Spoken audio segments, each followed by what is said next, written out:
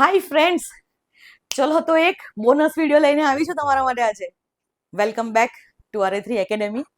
અને bonus video જે છે એમાં હું તમને બે ક્વેશ્ચન પૂછીશ. ઓકે, અત્યાર સુધીમાં આપણે જે ભણ્યા છીએ તમને કેટલી ખબર પડી તે ખબર પડે ને મને.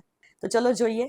ક્વેશ્ચન ઇઝ, પહેલો ક્વેશ્ચન છે કે તમારે મને કહેવાનું છે કે આ સ્ટેટમેન્ટ જે છે એ સાચું છે કે ખોટું છે. સો ફર્સ્ટ ક્વેશ્ચન ઇઝ, દરેક પૃથ્વી સ્થિર ભ્રમણ કક્ષાઓ એટલે કે દરેક જીઓ સ્ટેશનરી ઓર્બિટ્સ એ પૃથ્વી તુલ્યકાલી ભ્રમણ કક્ષાઓ હોય છે. જીઓ સિંક્રોનસ ઓર્બિટ્સ હોય છે, જ્યારે દરેક જીઓ સિંક્રોનસ ઓર્બિટ્સ એટલે કે પૃથ્વી તુલ્યકાલી ભ્રમણ કક્ષાઓ એ પૃથ્વી સ્થિર ભ્રમણ કક્ષાઓ નથી. ક્વેશ્ચન છે તમારા માટે કે દરેક પૃથ્વી સ્થિર ભ્રમણ કક્ષાઓ એ પૃથ્વી તુલ્યકાલી ભ્રમણ કક્ષાઓ છે, જ્યારે દરેક પૃથ્વી તુલ્યકાલી ભ્રમણ કક્ષાઓ એ પૃથ્વી સ્થિર ભ્રમણ કક્ષાઓ નથી. ઇંગ્લિશમાં all geostationary orbits are geosynchronous orbits, whereas not all geosynchronous orbits are geostationary orbits. ચલો વિચારો, વિડિયો પોઝ કરો, વિચારો અને કમેન્ટમાં ફટાફટ આન્સર આપો કે આ સ્ટેટમેન્ટ સાચું છે કે ખોટું છે. ચલો પોઝ કરો. ઓકે, તો તમને બધાને ખબર પડી ગઈ હશે, બધા સાચા છો હે. આ સ્ટેટમેન્ટ જે છે એ સાચું છે. દરેક જીઓ સ્ટેશનરી ઓર્બિટ્સ એ જીઓસિંક્રોનસ છે. જીઓસિંક્રોનસ ઓર્બિટ્સનો મતલબ શું? પૃથ્વી તુલ્યકાલી ભ્રમણ કક્ષા, હે ને, ભ્રમણ કક્ષા પૃથ્વીને તુલ્યકાલીન હોવી, એનો મતલબ શું થશે કે તેનો રિવોલ્યુશનનો ટાઈમ એ પૃથ્વીના રોટેશનના ટાઈમ સાથે મેચ કરશે. એટલે કે એક્ઝેક્ટલી 23 hours 56 મિનિટ્સ અને 4 સેકન્ડમાં એ એનું એક ચક્કર પૂરું કરશે. તો જીઓ સ્ટેશનરી સેટેલાઇટમાં થાય છે કે નહીં આવું? હા, એ જ હતું ને, આપણે જોયું હતું ને. જસ્ટ ડિફરન્સ ઇઝ કે પેલી જીઓ સિંક્રોનસ આપણે ક્યાંથી કહીશું? 1 થી 60 ડિગ્રીના ઇન્ક્લિનેશન જે હોય, કોણ બનાવતી હોય, તો એને આપણે જીઓ સિંક્રોનસ કહીએ છીએ. અને જીઓ સિંક્રોનસનો જ એક ટાઈપ છે ને જીઓ સ્ટેશનરી, જે 0 ડિગ્રી ઇન્ક્લિનેશન પર હોય, એટલે કે ઇક્વેટર ઉપર, વિષુવવૃત્ત ઉપર સીધી આપણે મૂકેલી હોય. એટલે કે દરેક પૃથ્વી સ્થિર ભ્રમણ કક્ષા એ પૃથ્વી તુલ્યકાલી ભ્રમણ કક્ષા છે. યસ. અને દરેક જીઓ સિંક્રોનસ છે 1 થી 60 ની અંદર રમશે, અને એટલા માટે એ બધી જીઓ સ્ટેશનરી નથી. શા માટે?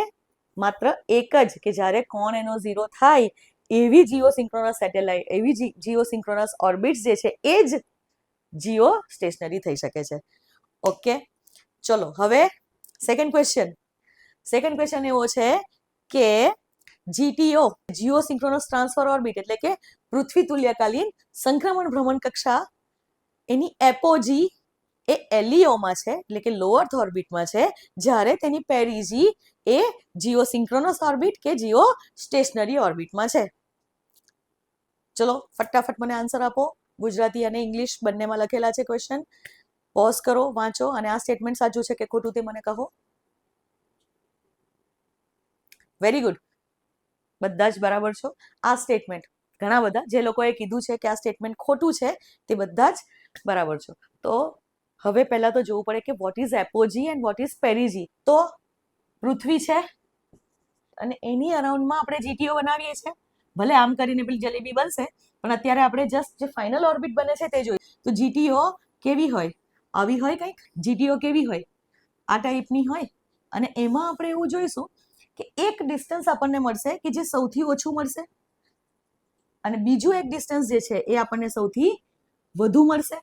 આપણે શું કરીશું? અહીંયાથી એને આ જગ્યાએ લોન્ચ કરી દઈશું, અને પછી એ આગળ જઈ અને આવી રીતે ચક્કર કપાવતા અલ્ટિમેટલી અહીંયા પહોંચશે. આ શું છે? આપણી geostationary orbit, geosynchronous orbit or geostationary orbit છે. અને આપણે મૂકીએ છીએ ક્યાં? મેં તમને ત્યારે પણ કીધું હતું કે આપણે મૂકીએ છીએ લો અર્થ ઓર્બિટમાં. પણ આમાંની પેરીજી કઈ અને એપોજી કઈ? તો જે ઓછો ડિસ્ટન્સ હોય એને કહેવાશે પેરીજી. ગુજરાતીમાં પણ એને આપણે પેરીજી જ કહીશું, અને જે વધુ ડિસ્ટન્સ હોય એને કહેવાશે એપોજી. ગુજરાતીમાં પણ આને એપોજી જ કહેવાશે. યાદ કેવી રીતે રાખવું કે પેરીજી કયું ને એપોજી કયું? તો પરી હોય ને, પરી બધાને ગમે કે નહીં, લાલ પરી, સોનપરી. તો પરી હોય અને આપણે પાસે બોલ્યા કે આઈ જા મારી પાસે બેસી જા. તો પરીને પાસે બોલાવો પેરીજી. પાસેનો પોઈન્ટ પેરીજી. અને એપ, એપ એટલે શું? વાંદરા, હે ને? એપ એટલે વાંદરા. તો વાંદરા આપણે પથ્થર મારીને દૂર ભગાડીએ ને, તો બસ વાંદરાને, એપ્સને દૂર ભગાડો એટલે એપોજી. તો દૂરનો પોઈન્ટ શું થશે? એપોજી. હવે યાદ રહેશે? ઓકે. અને તમને જ્યોગ્રાફીનું પેલું પેરીહિલિયન અને એપીહિલિયન તો ખબર હશે, પણ કંઈ નહીં, આપણે એ જ્યોગ્રાફીનો કોર્સ જ્યારે સ્ટાર્ટ કરીશું ત્યારે સમજણ પડશે. પણ અત્યારે આટલું યાદ રાખી લો કે પાસેનો પોઈન્ટ પેરીજી, પરીને પાસે બોલાવો, અને દૂરનો પોઈન્ટ એપોજી, વાંદરાને દૂર ભગાડો. ઠીક છે? તો ચલો, આ 2 બોનસ ક્વેશ્ચન્સ હતા તમારા માટે. અને આ બોનસ વિડીયો ફટાફટ લાઈક કરી દો અને શેર કરી દો. ચેનલ જો હજી સુધી સબસ્ક્રાઇબ ન કરી હોય તો સબસ્ક્રાઇબ ઇટ નાઉ. ચલો, નેક્સ્ટ વિડીયો સાથે ફરી મળીશું. બાય.